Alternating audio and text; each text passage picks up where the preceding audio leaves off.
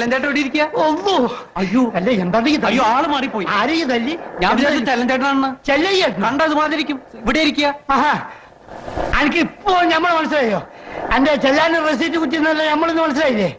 മനസ്സിലായില്ല. ആ വിടി വണ്ടി വിടി. ആ ചെല്ലയ്യ കേട്ടണം. ഇനി ഇവിടെ കുത്തിനെ ശരിയാവില്ല. കുറച്ചങ്ങോട്ട് മാറി കുത്തിരി കേട്ടെ.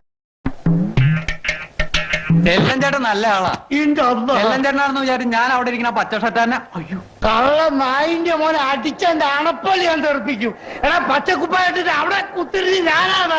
നീ കുറെ നേരമല്ലേ ഇവിടെ ഇങ്ങനെ തിരിഞ്ഞിരിഞ്ഞ് കിടക്കുന്നു. എനക്കെന്താ നമ്മളെ കൊല്ലടാ. പച്ച ഷർട്ട് എന്റെ കൈ കൊണ്ടാണ് നമ്മളെ മയ്യത്ത് കൊല്ലിക്കണം. ഞാൻ പച്ച ഷർട്ട് കണ്ട് ചെല്ലഞ്ചേട്ടനാണെന്ന് വിചാരിച്ചത് അതുകൊണ്ടാ. എന്ന് ക്ഷമിക്കണോ? സ്വന്തം ബാപ്പാൻ തന്നെ പറയാം ക്ഷമിക്കണമെന്ന്. ആ നായിന്റെ പോലെ ഈ കുപ്പായ എടുത്തിരുന്ന നമ്മൾ വിചാരിച്ച നമ്മൾ ശമ്പളം കിട്ടുമെന്ന്. കിട്ടി, അനുഭവിച്ചു മതി.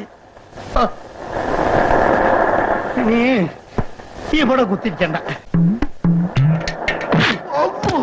ആ പച്ച ഷർട്ടുകാരനെ ഞാൻ വെറുതെ അടിച്ചു. ചെല്ലഞ്ചേട്ടൻ എവിടെയായിരുന്നു?